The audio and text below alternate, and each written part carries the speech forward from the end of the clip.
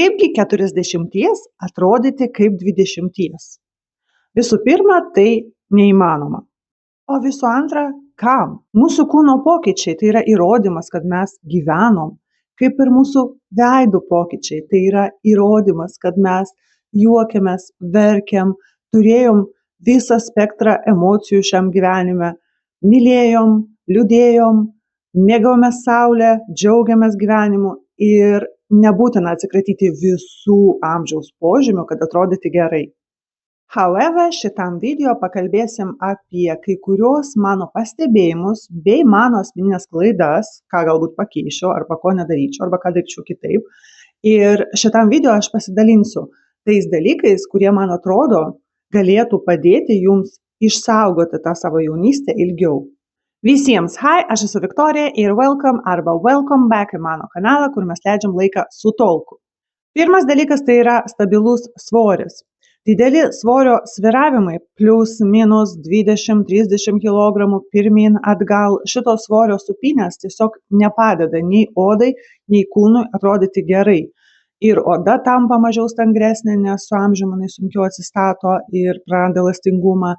Ir šiaip pagurkšnis atsiranda greičiau, jeigu jūsų svoris svyruoja. Ir ne, aš nesakau, kad jūs 30 turėtumėte sverti tiek pat, kiek svėrėt 16. Žinoma, su amžium natūralus priaugimas svorio yra neišvengiamas, jeigu jūs esate tas retas variantas, kuris visą laiką sveria vienodai, sėkmės jums, tačiau dauguma žmonių neturėtų sverti 16, tiek pat 30 ir tiek pat 50, vis tiek yra tam tikri pasikeitimai. Bet jeigu jūs matot nuo jaunystės, kad jūs turit nesveikus santykius su mityba, tai yra tai, ką aš patarčiau sutvarkyti pirmoji eilėje. Nes jeigu jūs turėsit sveikus santykius su maistu, jūsų tiesiog neturėsit psichologinių priežasčių tam, kad jūsų svoris šitaip svyruotų. Žinoma, gali būti nėštumas, gali būti kažkokie kiti hormonaliniai pasikeitimai savo gyvenime. Tačiau iš esmės, jeigu santykiai su mityba bus sveiki, tai ir svorį bus lengviau išlaikyti daugmaž tam pačiam diapazone, be tokių didelių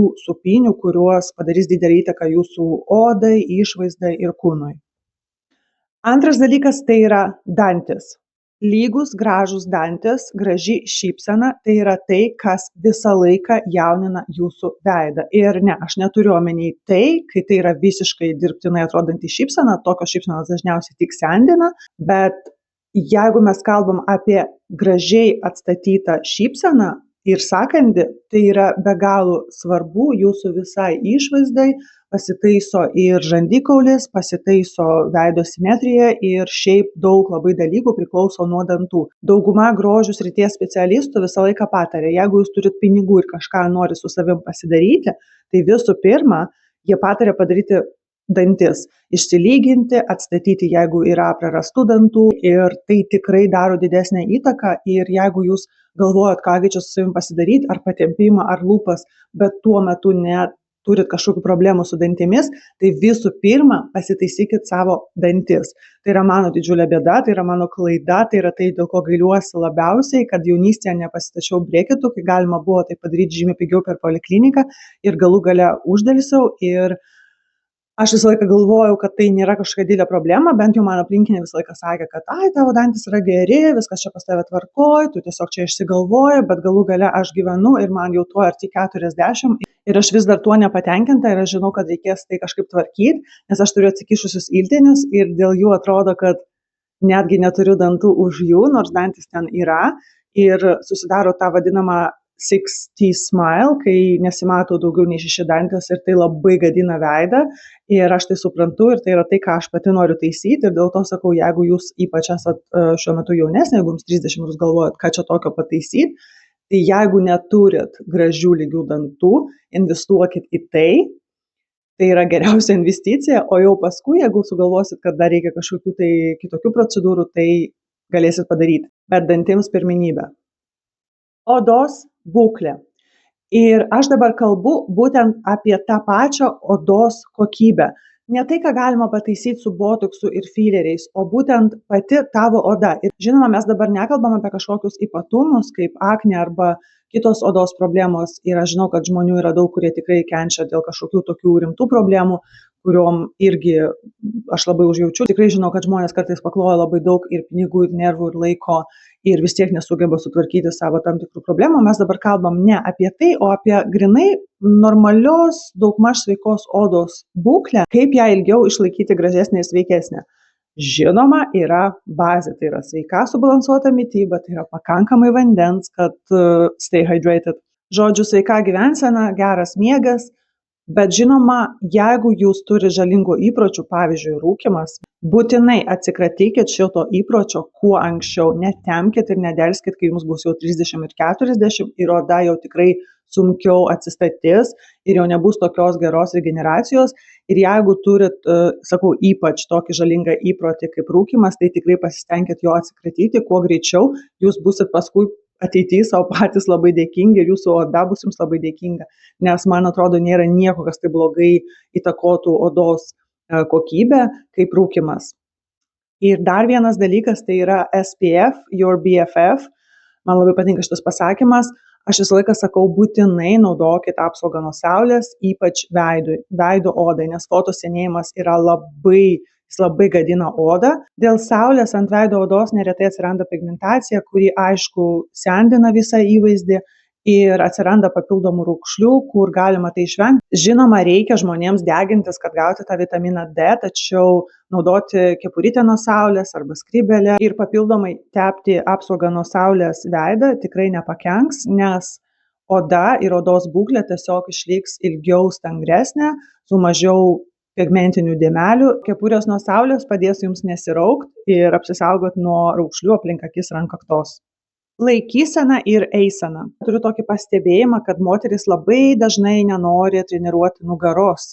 Tai yra vienas tokių dalykų, kur moteris visą laiką bijo, nežinau, yra tas mitas, kad bus per didelė trapecija, per daug raumeninga nugara ir aš nenoriu taip atrodyti kaip bodybuilderė ir patikėkit, darydami keletą pratimų nugaros raumenims stiprinti, jūs tikrai neturėsit atletiškos nugaros, tai tiesiog elementarus dalykas sutvirtinti raumenis ant kaklo ir nugaros. Laikysena tai yra didžioji dalis jūsų įvaizdžio. Moteris labiau linkusios ten sportuoti, treniruoti pilvo presą, užpakaliuką, kojas ir taip toliau, o dėl laikysenos iš tikrųjų visas įvaizdis atrodo geriau. Aš labai mėgstu kaip pavyzdį naudoti Demi Moore, kurią jau yra 60+ ir jinai vis dar atrodo, jos eisena, jos laikysena kaip jaunos moters ir kad ir kaip visi sako, ir man atrodo pati net neslėpia, kad jinai yra darius procedūrų ir patempimų ir odos patempimas ant kūno, kur daro virš kelių ir ant alkūnių, man atrodo netgi tai kažkur yra minėjus, kad jinai tai darė,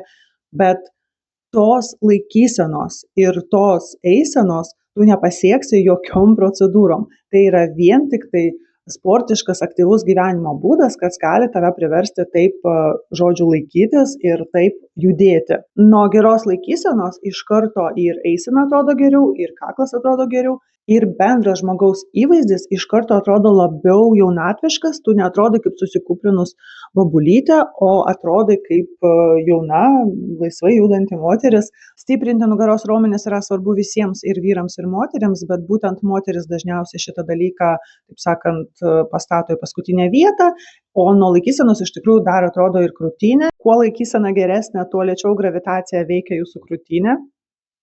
Todėl žinoma, laikysena yra be galo svarbi jaunatviškam įvaizdžiui. Ir dar vienas punktas toks akivaizdus pakankamai, tai yra plaukai.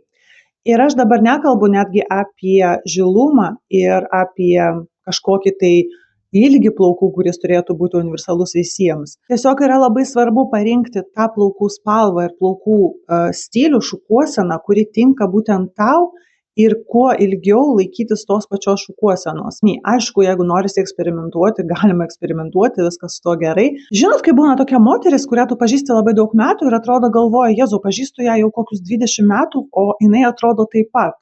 Ir greičiausiai, jeigu jūs susimastysit, šitas žmogus turi tuos 20 metų tą pačią šukuoseną, tą pačią plaukų spalvą, daugmaž tą patį kirpimą. Ir kaip pavyzdys yra Jennifer Aniston, kuri, kaip sakoma, su metais praktiškai nesikeičia. Ir taip, aišku, per visą savo gyvenimą jinai tikriausiai turėjo skirtingų plaukų šukuosenų. Bet jeigu susimastyti, dauguma vis tiek yra panaši spalva, kažkoks panašus kirpimas, panašus stilius ir tai ilgiau išsaugo tavo įvaizdį, lyg jis nesikeičia. Ta pati šukuosena sukuria tokią iliuziją, lyg tu visą laiką atrodai taip pat, vienodai. Jeigu jums gavosi kažkada parinkti savo tokią šukuoseną, kuri jums tinka ir jūs jaunina, tai jūs laikykitės tos šukuosenos visą gyvenimą. Žodžiu, va tokie šiandien patarimai, rašykit, kaip jums atrodo, su kuo sutinkat, su kuo nesutinkat, kaip jums atrodo, kas jūs jaunina, kas jūs sendina, galbūt yra kažkokia spalva, galbūt kažkokie rūbai, bus tikrai įdomu paskaityti. Iš tikrųjų svarbu, būkite laimingi, darykite viską taip, kaip jums patinka, bet pasistengkite atsikratyti žalingų įpročių. Nepamirškit spausti patinka, tai yra nemokama, jums nesunku, man malonu, tai be galo padeda tokiam mažam kanalui kaip mano. Ačiū visiems, kas pažiūrėjo šį video iki galo, taip pat galite pasižiūrėti šitos video. Visiems bye!